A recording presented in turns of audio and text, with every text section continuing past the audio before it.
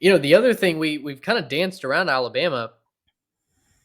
Who's their quarterback, right? We talked about that the last couple weeks. We're not Tyler we Buckner, starting quarterback, Alabama we coaching fire. Woo! I think you're gonna have a lot of really unhappy fans in T-Town if that's the case. But then again, he truly might be your best option. I'm not saying that Kyle McCord can't be a difference maker. I think I am saying that Tyler Buckner can't be a difference maker. I mean, he had so many opportunities at Notre Dame. And if you're gonna say, well, it was the play calling or it was the talent, like, all right, I'll give you that the wide receivers at Notre Dame aren't as good as they are Alabama, but at the same time, who's the wide receiver one at Alabama who's supposed to be a generational talent? I don't know that they You have one. guys tell me because I don't know.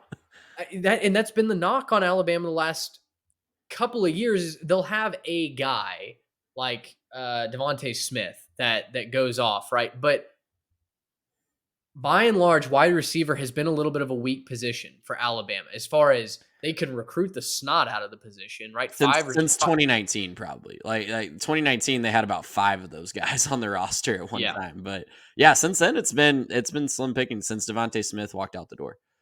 And then you bring in Tommy Reese to run the offense, which I think everybody kind of felt like it was a little bit of an anticlimactic conclusion to that coaching search. So I don't know. Maybe on one hand, you could say, well, the pieces around Buckner are so comfortable that maybe he's able to thrive with a little bit of a talent upgrade. On the other hand, I didn't see him do much at Notre Dame. So, I just think quarterback is such an interesting position this year, especially when compared to teams like LSU, like Michigan, like USC, um, that are returning their guys that have kind of bona fide studs at the position. So I'm really curious to see how the quarterback battle shakes out at Alabama. As I mentioned, and this wasn't like on our featured list, but I want to get your thoughts on it as well. Alabama, when you look at the over under on DraftKings, is actually a betting favorite. The under is the betting favorite right now on wins and losses. The over at 10.5 is plus 125. The under is minus 145. Is this kind of setting up to be an anticlimactic year for Alabama? Maybe another disappointing season?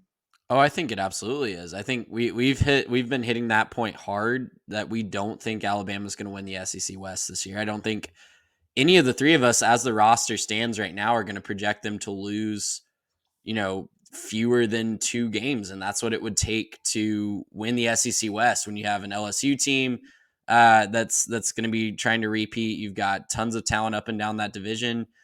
A Tennessee team that just beat them last year, they're going to have to face again. So, yeah, I mean, I think that's a smart bet right now. If you're wanting to make an investment on that over under, you should bet the under right now.